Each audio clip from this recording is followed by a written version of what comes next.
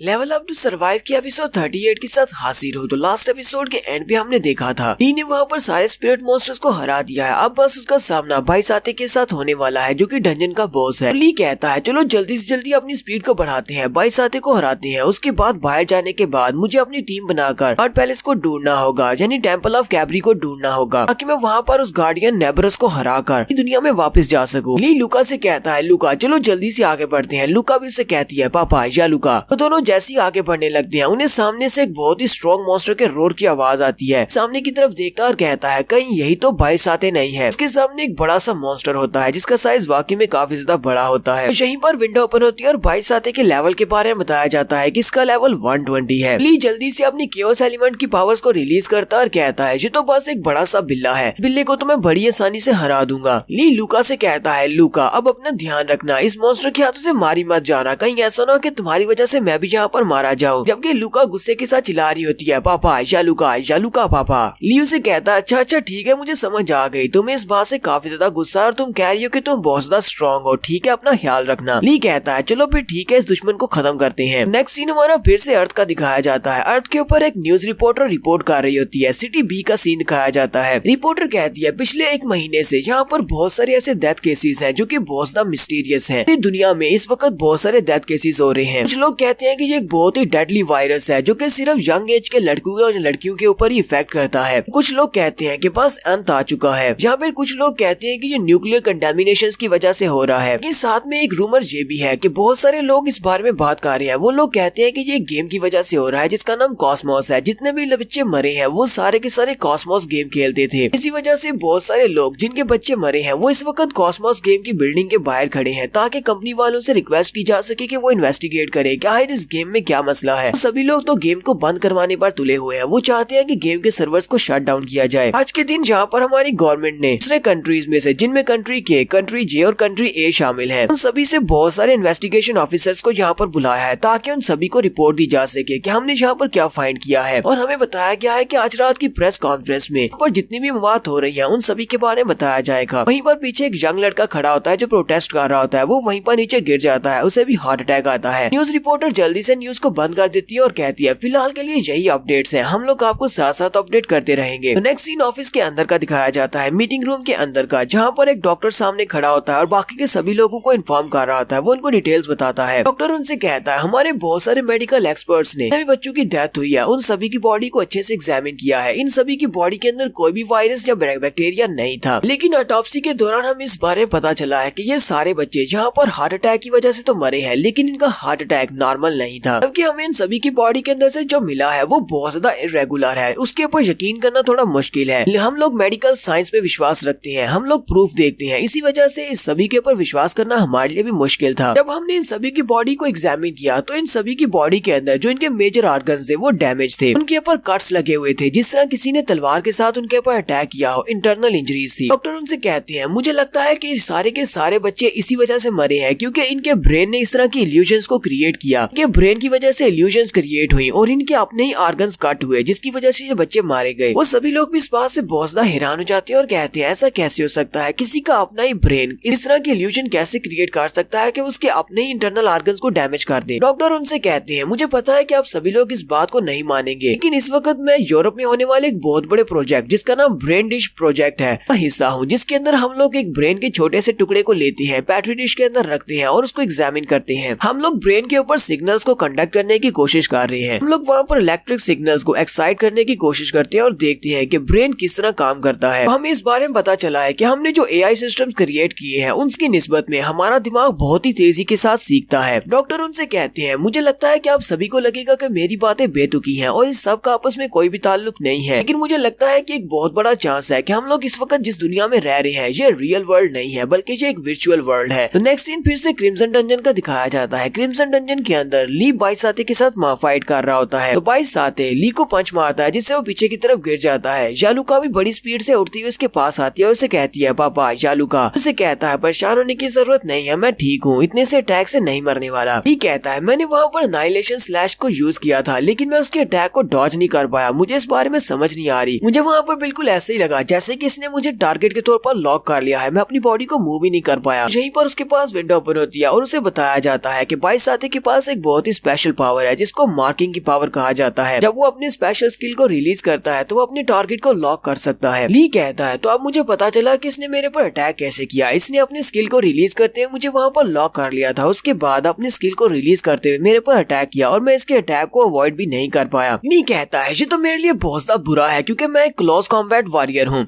तो ली फिर से उसके ऊपर अटैक करना स्टार्ट करता है, लेकिन वो उसके करीब जैसे ही पहुंचता है वो फिर से अपने स्किल को यूज करते हुए ली को लॉक कर लेता है। वहीं पर बाइसेते अपने साथ काफी सारे डेथ स्पिरिट मॉन्स्टर्स को भी निकाल लेता है। ली कहता है इन सभी की स्पीड भी पहले से बहुत ज्यादा बढ़ती जा रही है। ली लुका से कहता है लुका तुम्हें भी बहुत ज्यादा ध्यान देना होगा, यहाँ पर जो स्पिरिट मॉन्स्टर्स है उनकी स्पीड भी बढ़ती जा रही है। ली अभी उसी से बात ही कर रहा होता है कि उसी वक्त बाइसेते बड़ी स्पीड के साथ उसके पीछे वाली साइड पर खड़ा होता है और अपने बड़े से पंजे के साथ ली के ऊपर अटैक कर देता है। वो ली के ऊपर अपने पंजे से अटैक करता है तो यहीं पर लुका अपनी शील्ड क्रिएट करती है, अपनी शील्ड के साथ ली को प्रोटेक्ट करती है और उसका पंजा वहीं पर उसकी शील्ड के ऊपर अटका होता है। ली अपने वेपन को रेडी करता है और शील्ड के खत्म होने के फौरन बाद ही बड़ी स्पीड के साथ उसके पंजे के अंदर अपने वेपन को दंसा देता है और अपनी एनाइलेशन स्लैश मूव को यूज करता है, जिससे बाइसेते भी चलाते हुए पीछे की तरफ हट जाता है। ली अपनी एनाइलेशन स्लैश के साथ बाइसेते के ऊपर बहुत सारे कट्स लगाता है जिसकी वजह से उसकी एचपी 3000 के हिसाब से कम होती जाती है। फाइनली बाइसेते भी जंप करते हुए पीछे की तरफ हट जाता है। वो दोनों फिर से एक दूसरे से काफी दूरी बना लेते हैं, लेकिन यहाँ पर शील्ड को क्रिएट करने की वजह से लुका की पावर्स कम हो गई हैं, वो थक जाती है। उसे कहता है लुका क्या तुम ठीक हो? ली कहता है लुका की शील्ड की वजह से साते के इतना ज्यादा करीब पहुंच पाया और उसके ऊपर अटैक कर पाया, लेकिन लुका ने अपनी एजिस शील्ड को एक्टिवेट किया था जिसकी वजह से उसकी एनर्जी डिप्लीट हो गई है और बाइसेते की मूवमेंट्स तो पहले से बहुत ज्यादा फास्ट होती जा रही है, उसकी स्पीड बढ़ती जा रही है। मैंने यहाँ पर अपने ओबिलिट्रेट मूव को यूज किया और इसको नहीं मार पाया तो इसकी स्पीड बहुत ज्यादा बढ़ जाएगी, लेकिन ओबिलिट्रेट मूव को यूज करने की वजह से मेरी एचपी 10% तक रह जाएगी, फिर मुझे इससे कोई भी नहीं बचा पाएगा और मैं यहाँ पर लुका को दोबारा शील्ड बनाने के लिए भी नहीं कह सकता। ली कहता है यहाँ पर कोई एक मुश्किल हो तो कहूँ ना, यहाँ पर सिर्फ बाइसेते नहीं बल्कि उसके साथ उसके स्पिरिट मॉन्स्टर्स भी हैं, मुझे उन सभी के अटैक्स को भी अवॉइड करना है। ली कहता है मुझे समझ नहीं आ रही कि मैं यहाँ पर करूँ क्या। यहीं पर उसे अपने अंकल की बात याद आती है, यानी कि हेसियोड की बात। हेसियोड ने उसे एक स्लैश लगाकर एक मूव दिखाया था। ली कहता है अगर मैं हेसियोड के उस मूव को कॉपी कर पाऊँ, मैं उस स्लैश को यूज कर पाऊँ तो मैं सारे मॉन्स्टर्स को एक ही बार में मार सकता हूँ। बाइसेते बड़ी स्पीड के साथ उसके ऊपर अटैक करने के लिए आगे बढ़ता है। ली कहता है ओए अंकल कहाँ पर हो, मेरी मदद करो, जिस दुश्मन को हराने के लिए तुम्हारी मदद की जरूरत है। लेकिन हेसियोड उसकी बात सुनने के बाद वहाँ पर अपीयर नहीं होता। ली कहता है ये तो बहुत ही हैरान करने वाली बात है, हेसियोड यहाँ पर अपीयर नहीं हो रहा, लगता है कि ये अंकल मिशन के दौरान यहाँ पर अपीयर नहीं हो सकता। लेकिन ऐसा कैसे हो सकता है, मिशन के दौरान तो ये मुझसे बात नहीं कर सकता। जब मैं अपनी रियल वर्ल्ड यानी कि अर्थ में और ट्रेन के अंदर था उस वक्त वो मेरे साथ था। यहीं पर विंडो ओपन होती है और कहा जाता है तुम्हारे मिशन का टाइम पीरियड सिर्फ 30 मिनट का रह गया है। ली कहता है मेरे पास ज्यादा टाइम नहीं बचा, क्या मुझे यहीं से इस मिशन को कैंसिल कर देना चाहिए? अगर मैं मिशन को कैंसिल करूंगा तो मुझे रिवार्ड के तौर पर 10 मिलियन एक्सपीरियंस पॉइंट्स नहीं मिलेंगे और ना ही वो लेजेंडरी वेपन मिलेगा। उसी वक्त साथे जंप करते हुए ली के ऊपर अटैक करता है। ली जल्दी से जंप करते हुए पीछे की तरफ हटता है, उसके अटैक को अवॉइड करता है। ली कहता है मैं यहाँ पर हार कैसे मान सकता हूँ अगर मैं एक डंजन के बॉस को नहीं मार सकता। भी टेम्पल ऑफ कैबरी के गार्डियन नेबरस को हराना तो भूल ही जाऊं क्योंकि वो तो इससे बहुत ज्यादा स्ट्रॉन्ग होगा।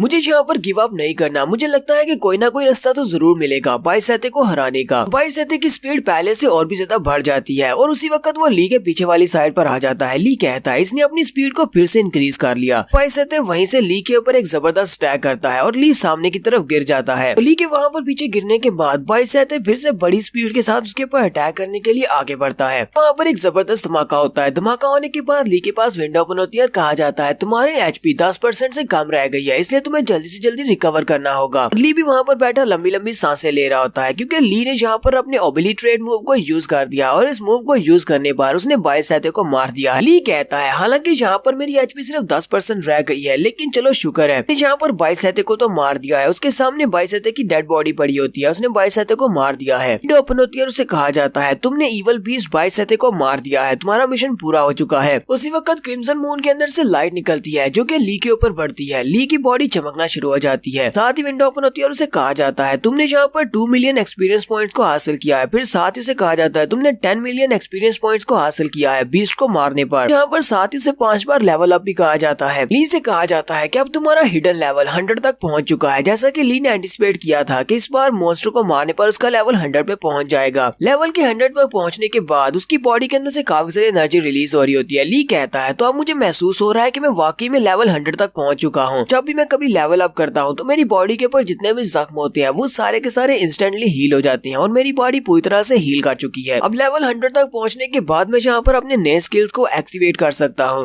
और यहीं पर हम लोग अपनी एपिसोड 38 का एंड करेंगे। एपिसोड की एक्सप्लेनेशन अच्छी लगी हो तो कमेंट करके जरूर बताइएगा। चैनल को सब्सक्राइब कर दे, वीडियो को लाइक और शेयर कर दे। शुक्रिया।